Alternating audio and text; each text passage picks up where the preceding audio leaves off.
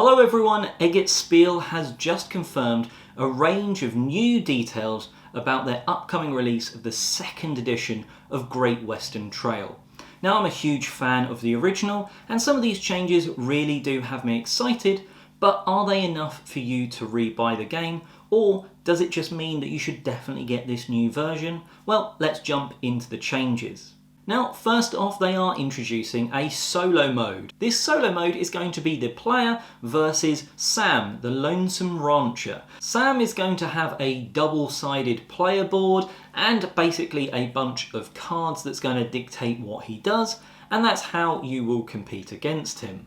One of the weakest components from the original version of Great Western Trail were the very thin player boards.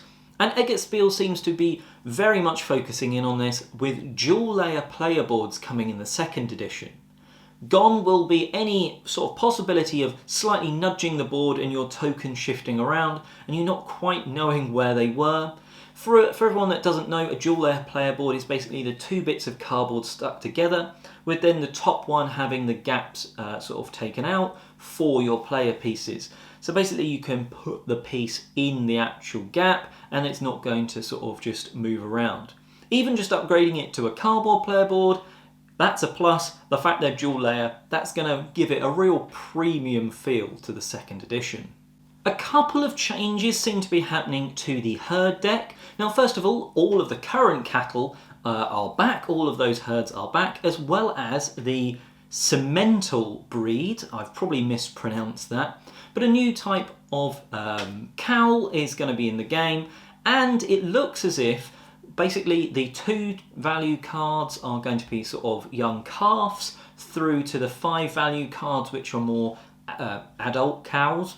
So there's almost like a transition as you get the higher numbers, sort of an older, more mature cattle, and that's going to be better for you to sell, because in the game a 5 value is much better for you than a 2 value. Now, for those of you that sort of liked the crafting aspect, the craftsmanship, but it wasn't always the strongest strategy, there are 2 new tiles, number 11 and 12, that are going to be thrown into the mix, both reversible from the sound of things and offering new ways for players to sort of unblock hazards and get those tokens. So, you know, triggering a load of different things via the craftsman and building a new unique building. So I think that's quite a nice addition.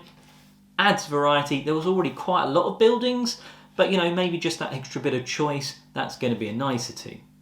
Now, I haven't played the expansion, the Rails of the North expansion, but the 12 exchange tokens that came in that game, or in that expansion, are actually now going to be incorporated into the base game. It sounds like, from a lot of people and from their press release, that this just sort of added a little extra strategy, a little maybe that one extra thing to think about, or a different angle to go down.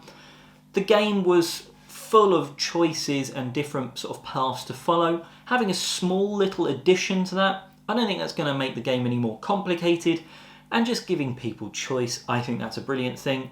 That's all the information we have about Great Western Trail 2nd Edition, but remember, there are 2 new versions coming in the future, for the part of the Epic Trilogy, and in 2022, that's Argentina, and then in 2023, there's going to be New Zealand. Now, we don't really know too much about that, but I'll try and keep you informed when news is released.